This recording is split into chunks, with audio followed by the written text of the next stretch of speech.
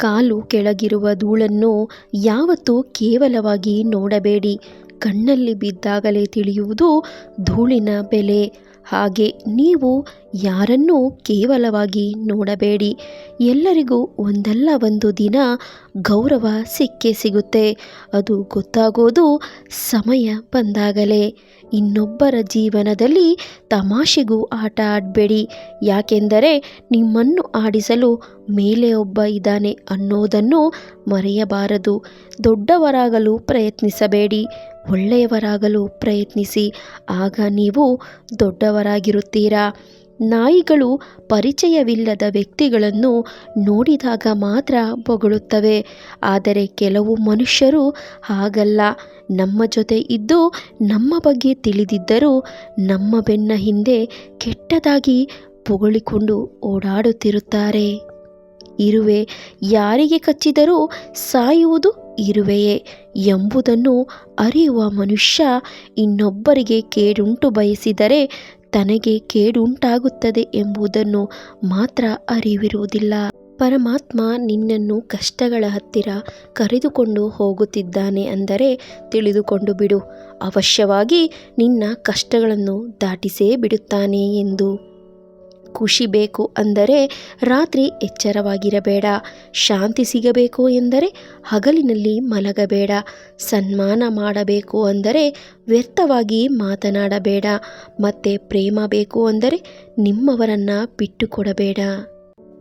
ಬಟ್ಟೆಯನ್ನು ಅಳತೆ ಮಾಡು, ಆದರೆ ಬಟ್ಟೆಯನ್ನು ನೋಡಿ ಮನುಷ್ಯನನ್ನು ಅಳೆಯಬೇಡ. ಮನುಷ್ಯನಲ್ಲಿ ಹಣ ಇಲ್ಲದಿದ್ದರೂ ಅವನದ್ದೇ ಆದ ಸ್ವಾಭಿಮಾನ ಗುಣ ಇರುತ್ತೆ. ಸಂಪತ್ತಿನ ಬೆಲೆಯೇ ಬೇರೆ, ಸಂಸ್ಕಾರದ ಬೆಲೆಯೇ ಬೇರೆ. ಕೈಯಿಂದ ಎಸೆದ ಕಲ್ಲು 100 ಅಡಿ ದೂರ ಹೋಗಿ ಬೀಳುತ್ತೆ. ಬಂದೂಕಿನಿಂದ ಹೊರಟ ಗುಂಡು 1000 ದೂರ ಹೋಗಿ ಬೀಳುತ್ತೆ. ಆದರೆ ಹಸಿದವನಿಗೆ ಕೊಟ್ಟ ರೊಟ್ಟಿಯ ತುಂಡು ಸ್ವರ್ಗದ ಬಾಗಿಲಿನವರೆಗೂ ಹೋಗುತ್ತದೆ. ನೆನಪಿಡಿ, ನಮ್ಮ ಸಾಧನೆ ಹೇಗಿರಬೇಕು ಅಂದರೆ ನಮ್ಮ ಯೋಗ್ಯತೆ ಬಗ್ಗೆ ಅನುಮಾನ ಪಟ್ಟವರೆಲ್ಲ ನಮ್ಮನ್ನು ಮಾತನಾಡಿಸುವ ಮೊದಲು ತಮ್ಮ ಯೋಗ್ಯತೆ ಬಗ್ಗೆ ಯೋಚಿಸುವಂತಿರಬೇಕು. ಜೀವನದಲ್ಲಿ ನೀವು ಬಯಸಿದ್ದೆಲ್ಲ ಸಿಗಬೇಕು ಅಂದರೆ ಈ 2 ತಪ್ಪುಗಳನ್ನು ಯಾವತ್ತೂ ಮಾಡಬೇಡಿ. 1. ಅತಿಯಾಗಿ ಯಾರನ್ನೂ ನಂಬಬೇಡಿ. 2. ನಿಮ್ಮ ಕೆಲಸವನ್ನು ನೀವು ಮನಸ್ಸಿಟ್ಟು ಮಾಡಿ. ಮನೆಯಲ್ಲಿ ಕೋಟಿ ಇದ್ದರೂ ಹಿರಿಯರ ಕಂಡೊಡನೆ ಕಾಲಿಗೆ ಬೀಳುವುದು ಸಂಸ್ಕಾರ. ಎಷ್ಟೇ ಆಧುನಿಕತೆ ಬಂದರೂ ಹಣೆಯ ಮೇಲಿನ ಬೊಟ್ಟು ಸಂಸ್ಕಾರ ತೋರುತ್ತದೆ. ಡಿಗ್ರಿ ಮೇಲೆ ಡಿಗ್ರಿ ತಗೊಂಡ್ರೂ ಗುರುಗಳನ್ನು ಕಂಡಾಗ ತೋರುವ ಭಯಭಕ್ತಿಯೇ ಅದುವೇ ಸಂಸ್ಕಾರ ತೋರುತ್ತದೆ. ಮೌನ ಮನಸ್ಸನ್ನು ಶುದ್ಧಿ ಮಾಡುತ್ತೆ. ಸ್ನಾನ ದೇಹವನ್ನು ಶುದ್ಧಿ ಮಾಡುತ್ತೆ. ಧ್ಯಾನ ಬುದ್ಧಿಯನ್ನು ಶುದ್ಧಿ ಮಾಡುತ್ತೆ. ಪ್ರಾರ್ಥನೆ ಆತ್ಮವನ್ನು ಶುದ್ಧಿ ಮಾಡುತ್ತೆ. ದಾನ ಸಂಪಾದನೆಯನ್ನು ಶುದ್ಧಿ ಮಾಡುತ್ತೆ. ಉಪವಾಸ ಆರೋಗ್ಯವನ್ನು ಶುದ್ಧಿ ಮಾಡುತ್ತೆ. ಕ್ಷಮೆ ಸಂಬಂಧವನ್ನು ಶುದ್ಧಿ ಮಾಡುತ್ತೆ. ಜೀವನದಲ್ಲಿ ಯಾವುದಕ್ಕೂ ಚಿಂತೆ ಮಾಡಿ ಕೊರಗಬಾರದು. ಒಳ್ಳೆಯದಾದರೆ ಅದ್ಭುತವೆಂದು ಭಾವಿಸಬೇಕು, ಕೆಡುಕಾದರೆ ಅನುಭವವೆಂದು ಪರಿಗಣಿಸಬೇಕು. ಅಹಂಕಾರದಿಂದ ಮೆರೆದವರೆಲ್ಲ ಇಂದು ಭಿಕ್ಷುಕರಂತೆ ತುತ್ತು ಅನ್ನಕ್ಕಾಗಿ ಪರದಾಡುತ್ತಿರುತ್ತಾರೆ. ಒಂದು ದಿನದ ಸಾವಿಗೆ ಜೀವನ ಪೂರ್ತಿ ಬದುಕಬೇಕು ನಿಜ, ಆದರೆ ಒಲಿದು ಬಂದ ಜೀವನವನ್ನು ಆನಂದದಿಂದ ಬದುಕಿ. ಯಾಕೆಂದರೆ ಇನ್ನೊಂದು ಬದುಕಿಗೆ ಎಷ್ಟು ಜನ್ಮ ಕಾಯಬೇಕು ಯಾರಿಗೂ ಗೊತ್ತಿಲ್ಲ. ಗೆದ್ದವರು ಸಂತೋಷದಿಂದ ಇರುತ್ತಾರೆ, ಸೋತವರು ಯೋಚಿಸುತ್ತಿರುತ್ತಾರೆ. ಸೋಲು ಗೆಲುವು ಶಾಶ್ವತವಲ್ಲ ಎಂದು ತಿಳಿದವರು ಪ್ರತಿದಿನ ಸಂತೋಷದಿಂದಿರುತ್ತಾರೆ. ನಮ್ಮ ಪ್ರಭಾವ ನೋಡಿ ಬಳಿ ಬರುವ ಜನರಿಗಿಂತ ನಮ್ಮ ಸ್ವಭಾವ ನೋಡಿ ಬರುವ ಜನರನ್ನು ಯಾವತ್ತೂ ಮರೆಯಬೇಡಿ. ರಾತ್ರಿಯ ಹೂ ತಿಳಿದಿರುವುದಿಲ್ಲ ಬೆಳಗ್ಗೆ ಮಂದಿರಕ್ಕೋ ಅಥವಾ ಸ್ಮಶಾನಕ್ಕೋ ಅಂತ. ಆದ್ದರಿಂದ ಜೀವನ ಒಂದು ಪ್ರತಿಕ್ಷಣವೂ ಅದ್ಭುತವಾದದ್ದು. ನಿಮಗಾಗಿ ಕಾಯುವವರಿಗೆ ಸಮಯ ಕೊಡಿ. ದಡ ತಲುಪಿದ ನಂತರ ಅಂಬಿಗ ಯಾರೋ, ಅಕ್ಷರ ಕಲಿತ ಮೇಲೆ ಗುರು ಯಾರೋ, ಶ್ರೀಮಂತಿಕೆ ಬಂದ ಮೇಲೆ ಬಡವ ಯಾರೋ, ಅವಶ್ಯಕತೆ ಮುಗಿದ ಮೇಲೆ ನಾನ್ಯಾರೋ ನೀನ್ಯಾರೋ. ಮೌನ ಕಲಿಸುವಷ್ಟು ಪಾಠ, ಮೌನ ಕೊಡುವಷ್ಟು ನೆಮ್ಮದಿ, ಮೌನದಿಂದ ಬರುವಷ್ಟು ತಾಳ್ಮೆ ಯಾವುದರಲ್ಲಿಯೂ ಸಿಗುವುದಿಲ್ಲ. ಒಳ್ಳೆಯತನಕ್ಕೆ ಬೆಲೆ ಇಲ್ಲ ಅನ್ನೋದು ಎಷ್ಟು ಸತ್ಯವೋ, ಆ ಒಳ್ಳೆಯತನ ನಮ್ಮ ಕೈ ಬಿಡಲ್ಲ ಅನ್ನೋದು ಅಷ್ಟೇ ಸತ್ಯ. ಪ್ರತಿಯೊಬ್ಬರ ಜೀವನದಲ್ಲಿ ಒಬ್ಬ ಪ್ರತ್ಯೇಕವಾದ ವ್ಯಕ್ತಿ ಇರುತ್ತಾರೆ. ಹಣೆ ಬರಹದಲ್ಲಿ ಇಲ್ಲದಿದ್ದರೂ ಮನಸ್ಸಿನಲ್ಲಿ ಶಾಶ್ವತವಾಗಿರುತ್ತಾರೆ. ನೋವು ಕೊಟ್ಟು ನಾವು ಖುಷಿಯಾಗಿರುವುದು ಜೀವನವಲ್ಲ. ನಾವು ನೋವಲ್ಲಿ ಇದ್ದರೂ ಇನ್ನೊಬ್ಬರಿಗೆ ಖುಷಿ ಕೊಡುವುದೇ ನಿಜವಾದ ಜೀವನ. ಈ ಜನ್ಮ ಮತ್ತೆ ಮತ್ತೆ ಬರುವುದಿಲ್ಲ. ಜೀವನದಲ್ಲಿ ಸಾಗರದಷ್ಟು ಜನ ಸಿಕ್ಕರೂ ಮನಸ್ಸಿಗೆ ಎಲ್ಲರೂ ಇಷ್ಟ ಆಗುವುದಿಲ್ಲ.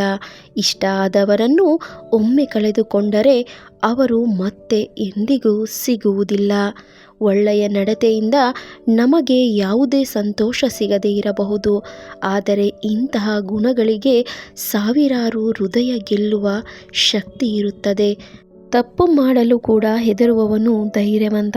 ತಪ್ಪು ಮಾಡಿದ್ದಕ್ಕೆ ಪಶ್ಚಾತ್ತಾಪ ಪಡುವವನೇ ನಿಷ್ಠಾವಂತ. ಮಾಡದ ತಪ್ಪಿಗೆ ಬೇರೆಯವರ ಒಳಿತಿಗಾಗಿ ತನ್ನನ್ನು ದೂಷಿಸಿಯಾಗಿಕೊಳ್ಳುವವನೇ ಮಾನವೀಯತೆ ಮೆರೆಸುವಾತ. ಕಾಲ ಯಾರಿಗೂ ಕಾಯಲ್ಲ. ಸಮಯ ಇವತ್ತು ಅವರದಾಗಿದ್ದರೆ ನಾಳೆ ನಮ್ಮದಾಗಿರುತ್ತದೆ. ತಾಳ್ಮೆ ಇರಬೇಕು ಅಷ್ಟೇ. ನಾವು ಮಾಡಿರುವ ಕರ್ಮಗಳಿಗೆ ನಾವೇ ಜವಾಬ್ದಾರಿ. ಪಾಪಗಳಾಗಲಿ ಪುಣ್ಯವಾಗಲಿ ಅದನ್ನು ನಾವೇ ಅನುಭವಿಸಬೇಕು. ಇದರಿಂದ ಯಾರೂ ತಪ್ಪಿಸಿಕೊಳ್ಳಲು ಸಾಧ್ಯವಿಲ್ಲ. ಮನಸ್ಸಿಟ್ಟು ಕಲಿತಾಕ್ಷರ, ಮೈ ಬಗ್ಗಿಸಿ ದುಡಿದು ತಿನ್ನುವ ಅನ್ನ, ಕಷ್ಟಪಟ್ಟು ಗಳಿಸಿದ ಸಂಪಾದನೆ, ಇಷ್ಟಪಟ್ಟು ಮಾಡುವ ದೈವಭಕ್ತಿ ಯಾರನ್ನು ಯಾವತ್ತೂ ಕೈ ಬಿಡುವುದಿಲ್ಲ. ಜೀವನದಲ್ಲಿ ಶತ್ರುಗಳಿದ್ದಷ್ಟು ಉತ್ಸಾಹ ಹೆಚ್ಚಾಗಿರಬೇಕು.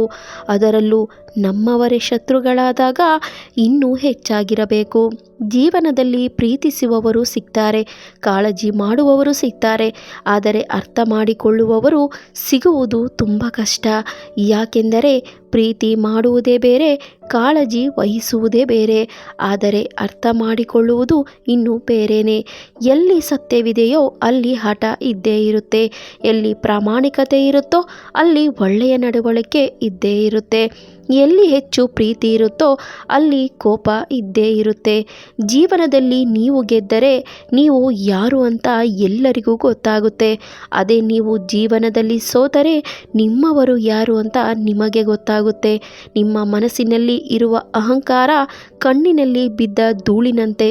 ಅದನ್ನು ಸ್ವಚ್ಛಗೊಳಿಸದಿದ್ದರೆ ನಾವು ನೋಡುವ ಪ್ರತಿಯೊಂದು ವಸ್ತುವು ಕೂಡ ಅಶುದ್ಧವಾಗಿ ಕಾಣಿಸುತ್ತದೆ. ವಾದದಿಂದ ತಾತ್ಕಾಲಿಕ ಗೆಲುವಾದಂತೆ ಕಾಣುತ್ತೆ. ತಾಳ್ಮೆ ಹಾಗಲ್ಲ.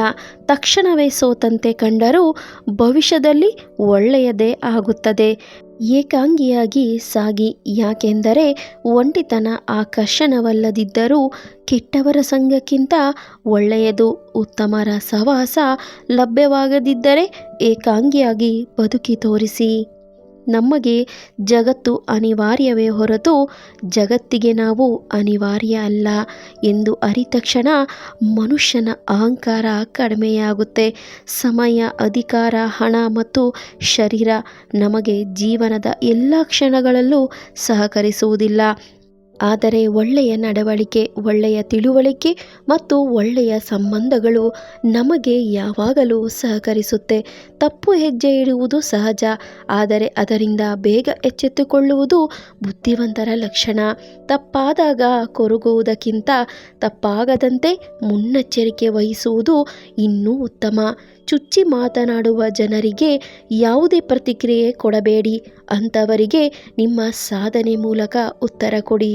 ಸ್ನೇಹಿತರೆ, ಜೀವನದಲ್ಲಿ ಯಾರೂ ಶಾಶ್ವತವಲ್ಲ, ಯಾವುದೂ ಶಾಶ್ವತವಲ್ಲ. ಹಾಗಂತ ಜೀವನಕ್ಕೆ ಹೆದರಿ ಬದುಕಬಾರದು. ಜೀವನವನ್ನು ಎದುರಿಸಿ ಬದುಕಬೇಕು. ನಮ್ಮ ಯುವ ಪೀಳಿಗೆಗೂ ಸಹ ಆ ಧೈರ್ಯವನ್ನು ತುಂಬುವ ಶಕ್ತಿ ನಮ್ಮಲ್ಲಿರಬೇಕು. ಸ್ನೇಹಿತರೆ, ಈ ಮಾಹಿತಿ ಇಷ್ಟವಾದರೆ ಸಬ್ಸ್ಕ್ರೈಬ್ ಮಾಡಿ, ಪಕ್ಕದಲ್ಲಿರುವ ಬೆಲ್ ಐಕನನ್ನು ಕ್ಲಿಕ್ ಮಾಡಿ. ಹಾಗೆ ಈ ವಿಡಿಯೋವನ್ನು ಶೇರ್ ಮಾಡಿ, ಲೈಕ್ ಮಾಡಿ. ಧನ್ಯವಾದಗಳು.